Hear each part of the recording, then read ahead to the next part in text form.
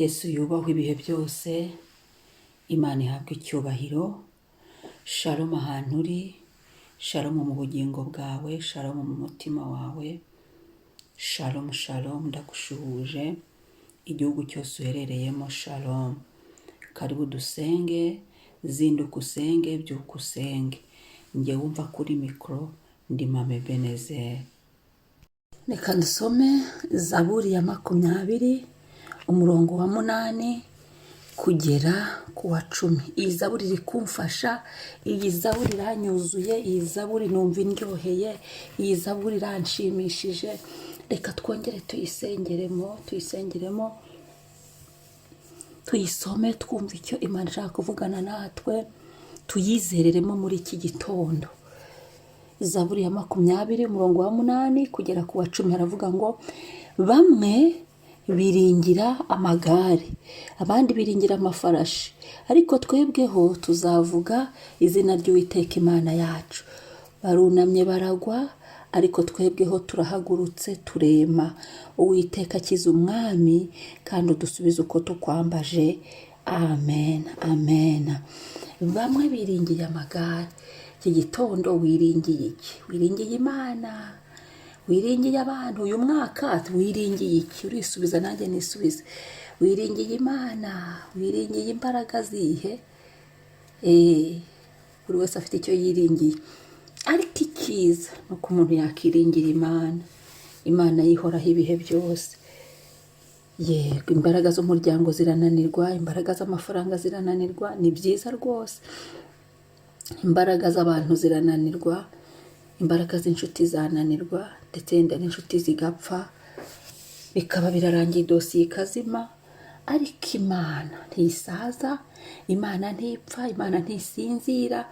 Niyo mpamvu twagakwiye kwiringira Imana. Ngabandi biringiye amafarashi yabo bagenderaho. Ariko twebweho tuzavuga izina ry'Uwiteka Imana yacu. Twiringiye Uwiteka Imana. Iki gitondo ibyiringiro byacu bibe mu Uwiteka Imana. Imbaraga z'amafarashi zirashira, imbaraga z'amagare zirarangira, ariko izi Imana yacu. Haleluya, haleluya. Uyu murongo uri kumfasha cyane. Kwiringira Imana ntako bisa, gutegereza Imana ntako bisa, kurindira Imana ntako bisa, kwizera Imana ntako bisa, kuko iyo tuyizeye ntidukoze isoni. Byatinda ariko irabisohoza, irabikora. kandi iby'Imana iduhaye tutirwaniriye, ibyo biza biri original. Ngo barunamye baragwa, ariko twebweho turahagurutse turema. Haleluya. Barunamye baragwa. Iki gitondo Uwiteka agira ibyo yunamisha bigwe, hanyuma wowe wakwemesha uhagarare weme. Uwiteka agira abo yunamishije bagwe, bave mu nzira dutambuke. Bari bameze nka bariyeri, bari batwirukankanye bagwe, twe twikomereze duhagarare tweme. Ngo Uwiteka akiza umwami, kandi udusubize uko tukwambaje. Uyu yari umwami Dawidi, ariko yarapfuye, ubu ni twebwe. Vuga ngo Uwiteka akiza Mame Benezeri. Nawe shyiramo izina ryawe. Uwiteka akiza Mame Benezeri. Uku kwezi kwa mbere, ukwezi uyu mwaka, Uwiteka dukize, Uwiteka akiza. Ushyiremo icyo ushaka ko Uwiteka gukiriza. Reka dusenga Imana. Ngo bamwe biringiye amagare, abandi biringira amafarashi. Biragatsindwe kwiringira umuntu, biragatsindwe kwiringira ibyo utunze, biragatsindwe kwiringira izindi mbaraga zitari iz'Imana. Ahubwo reka ibyiringiro byacu bigume muri yo. Uwiteka ngo Uwiteka nongeye kuza imbere yawe, ndushaho kukwiringira, ndushaho kukwizera. Haleluya.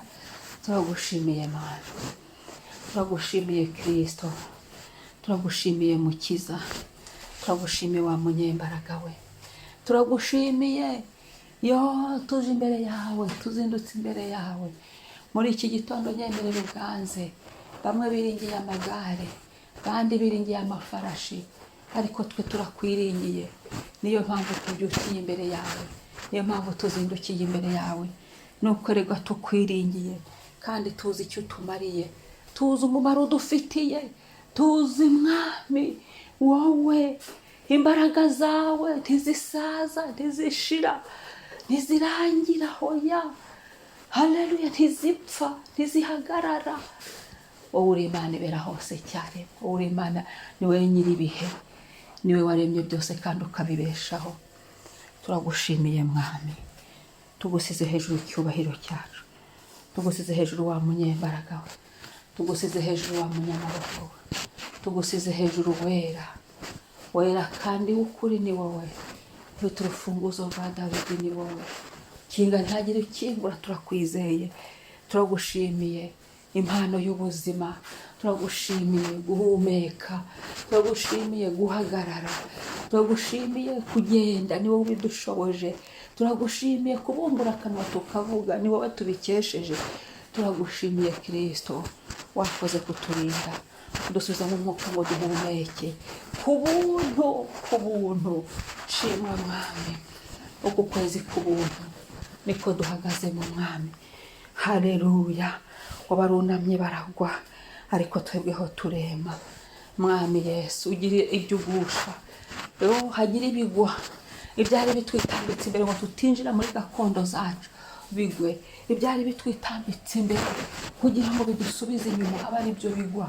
Ibyari bitwitambitse imbere ngo bitere imiryango yacu, bigwe. Ibyari biduhagurukiye ngo bidufate mpiri, bigwe. Ibyari bitwoherejeho, bigwe mu izina rya Yesu, bigwane na ba nyirabyo mu izina rya Yesu. Ibyari bitwikanganye, bigwe. Ibyari bitwiroshyeho, bigwe mu izina rya Yesu, mu izina rya Yesu, mu izina rya Yesu, mu izina rya Yesu. Utwemeshe Mana, utwemeshe muri iki gitondo. Hari aho twari twunamye, utwemeshe. Hari aho twari byari bitumye twunama, ubidukureho, ubikemure, utwemeshe Mwana. Mu mwuka tweme, mu mubiri tweme, duhagarare tweme, tudatsinzwe na buri rubanza rwose. Mu izina rya Yesu, Uwiteka dukize, dukirize ubuzima, dukirize amazina, dukirize amagara, dukize Mwami, dukirize abacu barwaye, dukirize abacu ibyaha, dukize Yesu, ibyari nk'ibisha, dukize kubw'uyu mwaka, dukize usohoze amasezerano, dukize duhagarike mu masezerano, dukize usohoreze ibyo wavuganye natwe, dukize urengera abagore n'abagabo. Mwami, abo duhurira no kuri gusenga mu gitondo, dukize, duteze ibiganza, dukize. Turaguhendahenze ngo udukize ibyatugenzaga, udukize muri buri domene y'ubuzima bwacu bwose, udukize uyu mwaka. Twakiriye gukizwa nawe. Haleluya, ngo kandi udusubize uko tukwambaje. Mana, uyu mwaka hari ibyo turi gusengera, hari ibyo watubwiye turi gusengera, hari n'ibyo twazanye imbere yawe Mana. Ibyo byose Yesu, hari ibyo twazanye, hari ibyo watubwiye, udusubize Mwami, udusubize ibyo twazanye kubw'imiryango, udusubize ibyo twazanye kubw'umurimo, udusubize ibyo twazanye kubw'ibihugu tubamo, udusubize ibyo twazanye kubw'abana bacu, udusubize ibyo twazanye kubera abo twubakanye nabo, udusubize ibyo twazanye kubw'ingo, udusubize ibyo twazanye aho tunaniriwe, aho dukeneye imbaraga, udusubize Mwami. Singizwa Mwami, Uwiteka ni mwiza kandi ubereye mwiza wagutegereza. Uyu mwaka uganze, uyu mwaka ntabare twe Yesu, izina ryawe rishyirwe hejuru. Yo ku kwezi uganze Mwami, mu buntu bwawe tugumye tuhagarara, twumva amahumbezi, twumva ineza yawe, twumve Mwami kugirirwa neza nawe. Haleluya, twumve kuruhuka. Asante Yesu, asante Papa. Uwiteka udusubize uko tukwambaje, turabyakiriye.